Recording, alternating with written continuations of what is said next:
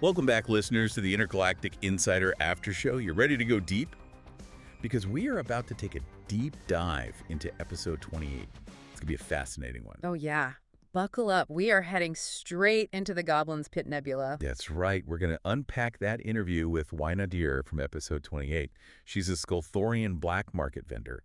And as you know, she operates out of the Goblin's Pit Nebula. Now, that region of space, it's not exactly known for being welcoming. You could say that again. It makes the Wild West look like a walk in the park. Exactly. Yeah. And yet, why Nadir?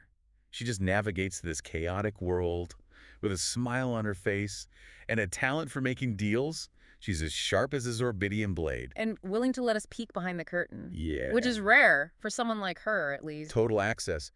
And you know what they say about Skulthorians? They love to spill the cosmic tea. Yeah, no kidding. They practically drown you in it. But that's what we love about them. So Skulthorian culture, it's unique, to say the least. I mean, everything's shaped like an asteroid. Even the food. Especially the food. Remember Zorbo and that asteroid fragment dessert? Let's not talk about Zorbo.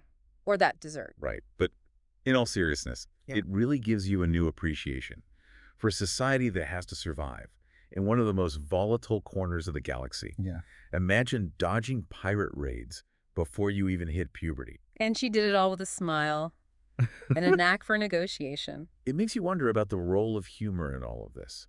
Is it really the universal language? Well, she seemed to be able to deal with just about anyone, from those stone-faced reptiloids to the ever-so-jovial Zorpians, even those Shakespeare-quoting humans. Talk about culture shock. It really makes you think about those subtle cues and how important it is to understand them. Especially when you're talking galactic trade. The stakes are pretty high. And the things she's trading, this is not your typical galactic swap meet.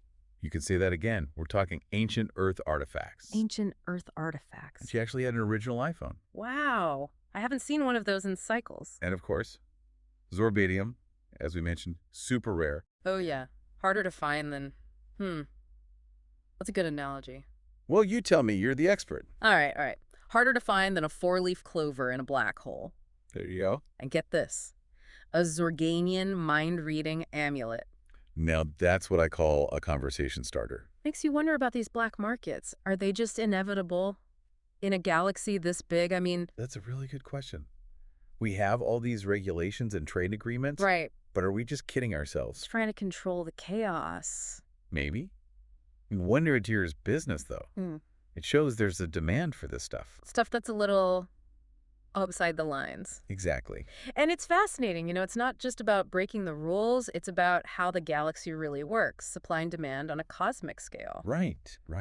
Remember that smuggler she talked about? Oh, the one who couldn't stop quoting Shakespeare? Yeah, that's the one. Talk about an odd thing to be smuggling across the galaxy. It just goes to show you never know what you're going to find out there. And where it's going to pop up. It makes you think about where we fit in all of this. I mean, humanity. We're the new kids on the galactic block, right? Right. We're already making our mark. For better or worse. That's the question, isn't it?